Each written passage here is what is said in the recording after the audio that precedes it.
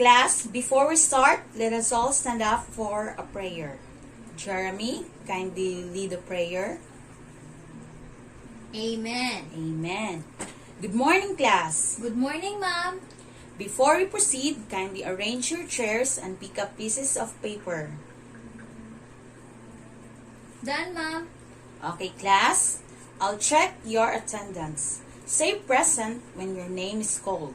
Jeremy. Present. So, what was the topic that we discussed last meeting? Ma'am, the last topic that we discussed was about the sources of electricity. Very good. And what are the sources of electricity? Yes, Jeremy? The sources of electricity are coal, natural gas, nuclear, fission reactions. Very good. So, before we proceed to our lesson for today, let us first have an activity. Yes, Ma'am. Group yourselves into two. Count 1 and 2.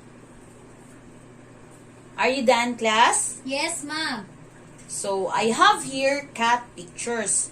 All you have to do is assemble these pictures in the blackboard. Is my instruction clear, class? Yes, Ma'am. So, class, what have you observed in the pictures? Group 1. Ma'am, the pictures are things that produce electricity. Very good. Group 2, what have you observed? Ma'am, the pictures are things that uses electricity. Very good. So this morning, we are going to identify the two kinds of electricity. These are the two kinds of electricity. First is static electricity. Second, dynamic electricity. Mayet, kindly read the first kind of electricity. Static electricity. Static electricity is when electrical charge build up on the surface of a material. It is usually caused by rubbing materials together. Thank you, Mayet. So, static electricity is generated by friction or sudden contact. For instance, rubbing two materials against each other. So, when you rub two objects, there is a transfer of electrons from one object to the other. In static electricity, the charge is at rest. Examples of static electricity. First is rubbing a balloon on your hair. Second, walking across a carpet. Third, clothes tumbling in dryer. And the last one, when you're combing your dry hair.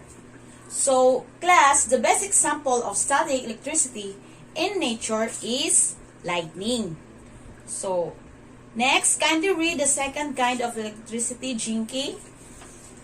Dynamic electricity. Dynamic electricity is the flow of electric charges through a conductor. It is the flow of electrons called current. Thank you, Jinky. Dynamic electricity, on the other hand, is the flow of electric charge through a conductor. The flow of electrons is called current. In other words, an electric current. In dynamic electricity, the charge is in motion. Examples of dynamic electricity, first is battery cells, and second, power lines. So, class, any questions, clarifications regarding the topic that we discussed? None, Ma'am. So, class, what are the two kinds of electricity? Raise your hands if you want to answer. Okay, Jayan, give the two kinds of electricity. Ma'am, the two kinds of electricity are the dynamic electricity and static electricity. Very good. And what is static electricity, Jomfril? Ma'am, static electricity is when electrical charge build up on the surface of a material. Very good. Another answer, Emmy. Ma'am, it is a transfer of electrons from one object to another, ma'am. Very good. How about dynamic electricity, Jane? Ma'am, dynamic electricity is the flow of electric charges through a conductor. It is also the charge in motion. Very good. And what do you call the flow of electric charge, Laika? Electric current, ma'am. Very good. Class, why is it important to know about the two kinds of electricity? Raise your hands if you want to answer. Yes, I'm Jane. Ma'am, it is important for us to know about the two kinds of electricity for us to be aware of the kinds of electricity. We can apply this in our daily lives, most especially in the appliances that we use. Very good. So since you already understand and identify the two kinds of electricity, and we have already recapped all about it, so let's have an activity. So okay, class, group yourselves into 4 groups. Count 1, 2, 3, 4. Done, ma'am. So listen to my instruction, class.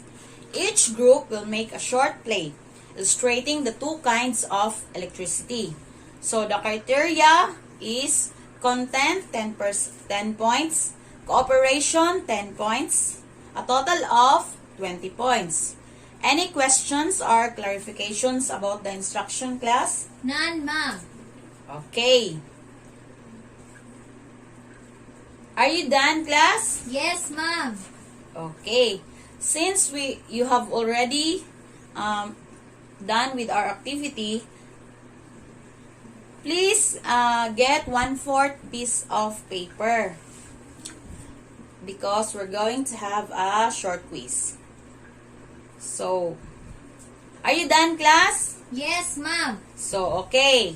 Identify what is being asked. So, number 1.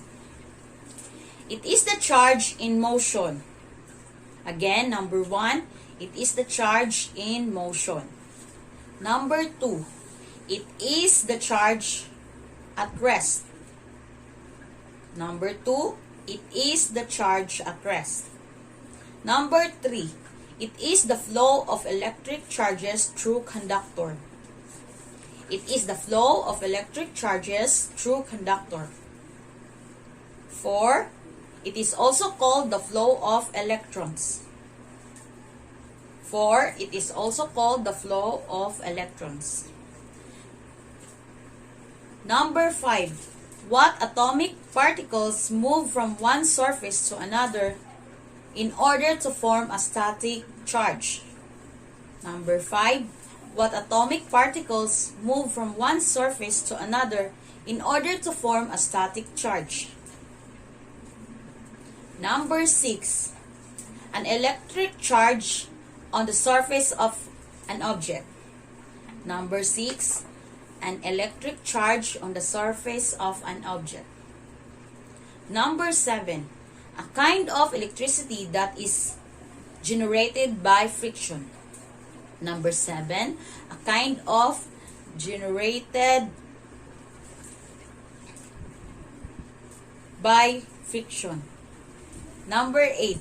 Kind of electricity found if batteries and power lines. 8. Kind of electricity found in batteries and power lines. Number 9. Kind of electricity when combing a dry hair. Number 9. Kind of electricity when combing a dry hair. Number 10. It is an example of static electricity in nature. Number 10. It is an example of static electricity in nature. Okay, class, pass your paper in the front. Okay. So, before we end our class for today, kindly pick up the pieces of paper under your chairs. Okay, class. So, for your assignment, list down at least 10 examples of the two kinds of electricity you find in your home. Write it in your assignment notebook. Okay. So, okay, class? Are you done? Yes, ma'am. Okay, goodbye class. Goodbye, ma'am. See you next meeting. Thank you, ma'am. Goodbye.